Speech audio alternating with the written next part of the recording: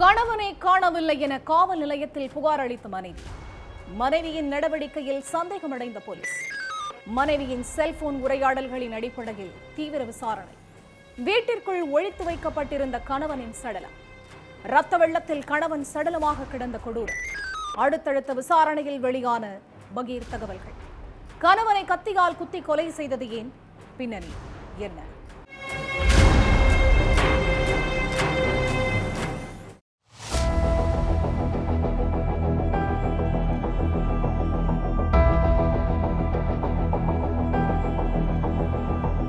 இரவு நேரம்.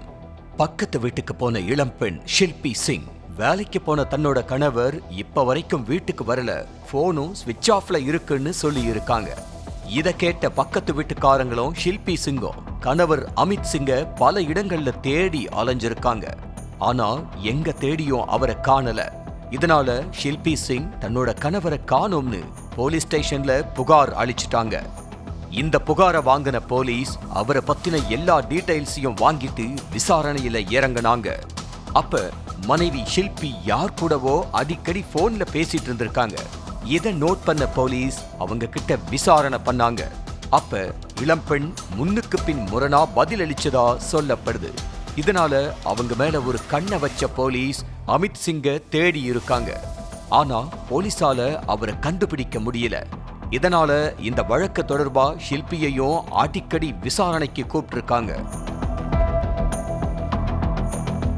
ஆனா போலீஸ் விசாரணைக்கு ஷில்பி ஒத்துழைக்காம இருந்திருக்காங்க. இதனால ஷில்பி மேல சந்தேகம் அடைஞ்ச போலீஸ் அவங்கள போலீஸ் ஸ்டேஷனுக்கு கூட்டிட்டு போயிட்டு செல்போனை வாங்கி அவங்களுக்கு யார்கிட்ட இருந்து அடிக்கடி போன் வந்திருக்கு, யார் லாஸ்டா கால் பண்ணியிருக்காங்கன்னு மொத்த டீடைலையும் எடுத்து பார்த்திருக்காங்க. அப்ப தீபக் சிங் அப்படிங்கிறவர் கூட அவங்க அடிக்கடி பேசி இருந்தது தெரிய வந்திருக்கு. அடுத்து அவங்களோட செல்போன் உரையாடல்களையும் எடுத்து பார்த்திருக்காங்க போலீஸ். அதுலதான் அமித் சிங் கொலை செய்யப்பட்டது தெரிய வந்திருக்கு. அதுக்கடுத்து அமித் சிங்கோட உடலை கைப்பற்றின போலீஸ் ஷில்பி சிங்க கஸ்டடியில் எடுத்து விசாரிக்க ஆரம்பிச்சாங்க. உத்தரப்பிரதேசத்துல உள்ள சுல்தான்பூர் பகுதியை சேர்ந்தவர் அமித் சிங். இவருக்கும் அதே பகுதியை சேர்ந்த ஷில்பி சிங்குக்கும் 12 வருஷத்துக்கு முன்னாடி கல்யாணமாகி இருக்கு. இந்த தம்பதிக்கு குழந்தைங்க இருக்குன்னு சொல்லப்படுது. லாரி ஓட்டுநரான அமித் சிங் பகலா குடும்பத்துக்காக கஷ்டப்பட்டு உழைச்சிருக்காரு. இவரும் எதிர்வீட்டை சேர்ந்த தீபக் சிங்கும் க்ளோஸ் ஃப்ரெண்ட்ஸ். தீபக் சிங் அடிக்கடி இவரோட வீட்டுக்கு வர்றது போறதுமா இருந்திருக்காரு. அப்ப தீபக் சிங்கிற்கும் ஷில்பி சிங்கிற்கும் பழக்கம் ஏற்பட்டிருக்கு. 2 பேரும் நெருங்கி பழகி இருக்காங்க. இந்த பழக்கமே இவங்களுக்குள்ள கள்ளக்காதலா மாறி இருக்கு. அடுத்து கணவன் வேலைக்கு போனதுக்கு அப்புறம் ஷில்பியோட வீட்டுக்கு அடிக்கடி போற தீபக் அவங்க கூட தனிமையிலையும் இருந்திருக்காரு. ஆனா இந்த விஷயம் அடுத்த கொஞ்ச நாட்கள்ல கணவன் அமித் சிங்கிற்கு தெரிய வந்திருக்கு. மனைவியோட கள்ளக்காதலை தெரிஞ்சு கடும் கோபமான கணவன் அவங்கள போட்டு சரமாரியா அடிச்சு டார்ச்சர் பண்ணி இருக்காரு. குடும்பத்துக்காக பகலா கஷ்டப்பட்டு உழைக்கிறேன், நீ என்னடா எதிர் வீட்டுக்காரன் கூட ஜாலியா ஊர் சுத்திக்கிட்டு இருக்கியா? நீ எனக்கு துரோகம் பண்ணிட்ட, இதுதான் உனக்கு லாஸ்ட் வார்னிங். இதுக்கப்புறமும் நீ அவன் கூட பழகிக்கிட்டு இருந்தன்னு வச்சுக்கோ, உன்னை உயிரோட விட்டு வைக்க மாட்டேன்னு மிரட்டி இருக்காரு. இதை கேட்டு பயந்து போன மனைவி கொஞ்ச நாட்கள் மட்டும் தீபக் கூட பேசாம இருந்திருக்காங்க. கடந்த ஞாயிற்றுக்கிழமை சிவராத்திரியை முன்னிட்டு அமித்தும் அவரோட மனைவியும் பக்கத்துல உள்ள கோயிலுக்கு போயிருக்காங்க. அப்ப 2 பேருக்கும் இடையில மறுபடியும் பிரச்சனை ஏற்பட்டிருக்கு.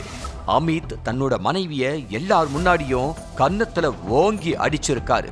இதனால அந்த கோபத்தோட வீட்டுக்கு போன மனைவி நடந்த எல்லாத்தையும் தன்னோட கள்ளக்காதலன் கிட்ட சொல்லி அமித்தை கொலை பண்ண திட்டம் போட்டிருக்காங்க.